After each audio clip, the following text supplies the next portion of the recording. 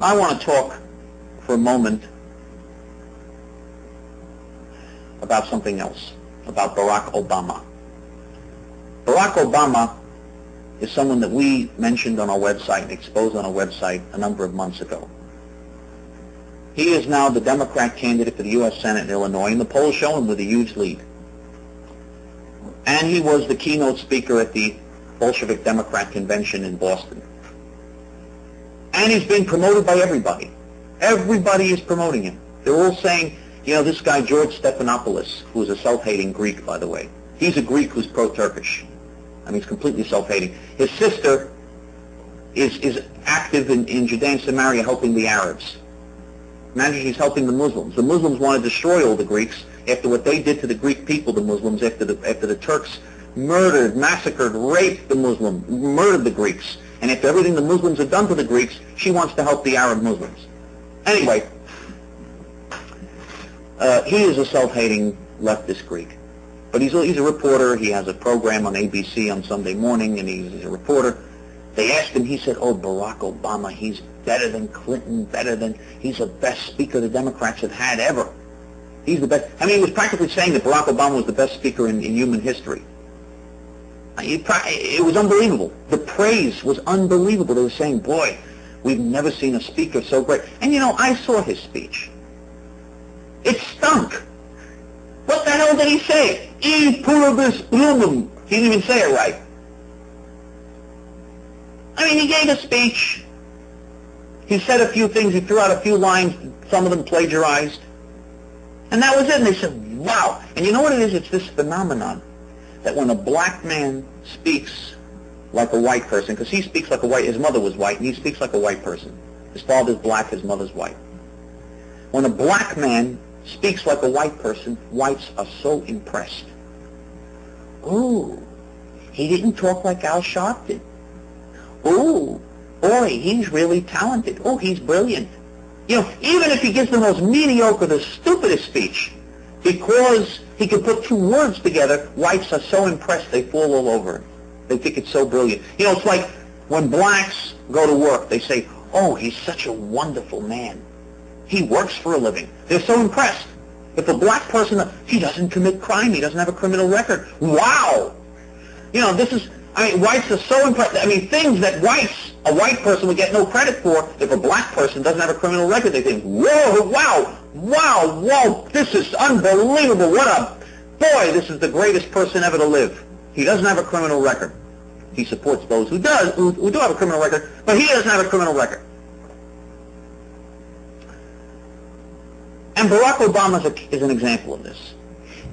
All the wooing and wowing and thrill, and they were so excited, and the media all falling over themselves. They are preparing the groundwork and paving the road for him eventually to run for president someday. They want him to be the nation's first black president, God forbid. He is a vicious white hater and a Jew hater. Okay? Now, Barack Osama, just to give you an example of his Jew hater, and that should be his real name, Barack Osama. Barack Osama, among his many other attributes, is of course a good friend of Jesse Jackson, Al Sharpton, with the NAACP, and he supports Louis Farrakhan. This is the guy who's saying, why can't we all be one and one union and one nation? With Louis Farrakhan, who says all whites are devils, the Jews deserve another Holocaust, the whites are going to be exterminated by a spaceship. Elijah Muhammad is the captain of the mothership that be flying over the earth. When Allah gives the signal, Elijah Muhammad will activate the spaceship and suck up the whole devil white race, and all the white devils will be destroyed. Mm-hmm. And another brilliant black man. And Barack Osama thinks he's wonderful. Barack Osama, you know, he's part of the covenant. He has a covenant with the Farrakhan. He supported Jesse Jackson for president. You know, to show you the example of his great political wisdom, because he's so brilliant. Everybody says he's so brilliant. He thought Jesse Jackson should be president of the United States. Can you imagine? Jesse Jackson, I'm the president of the United States. They wouldn't even understand it. Imagine him being sworn in. Can you imagine Jesse Jackson being sworn in? Do you swear to uphold the other? I do. I do. I mean, can you imagine? Just imagine the speech he would give. They would have to have the foreign reporters here. Not only the foreign reporters, generally would have to have translations of his speech. I mean, they would have to have translations of his speech. I mean, occasionally there'll be a word or two that you would understand. Welfare, McDonald's, Burger King, illegitimate, cotton. You know, occasionally there'll be a word you'd understand.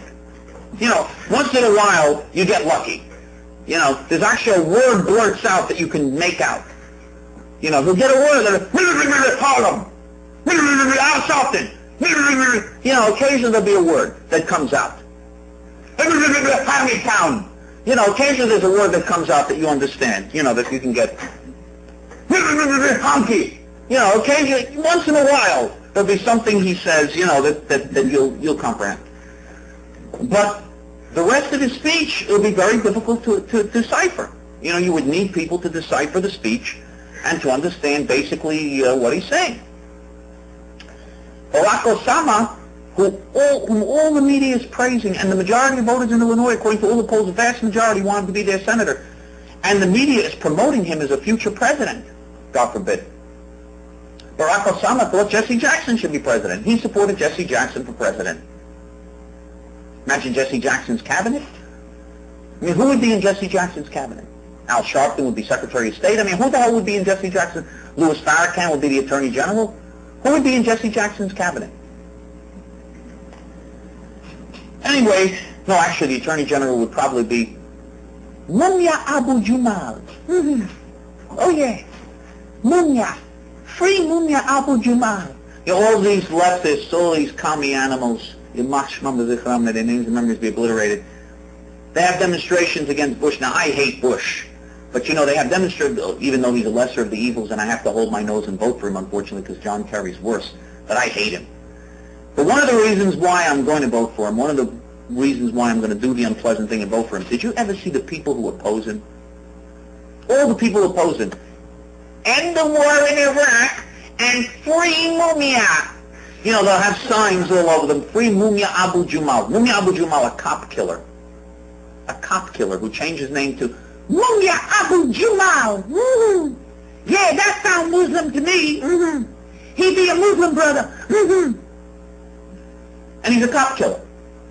In point blank range, he murdered a wonderful young Irish policeman in Philadelphia. Left a beautiful widow. Murdered this innocent guy, a nice policeman who was doing his job, a wonderful Irish policeman who was doing his job. And how I love those Irish cops. They were great. They were great. What a shame that we don't have as many Irish cops as we used to have. New York City, we used to have all those Irish cops. They were great. They knew what to do with, and people like that. They knew how to handle that problem. This city was run pretty well when they were on the police force. Anyway, enough of my nostalgia. So, you know, I mean, he thought, Barack Osama thought that Jesse Jackson should be president. You know, listen, you know, we're all entitled to our opinion, you know, unless your opinion goes against the political correctness of the Bolshevik left.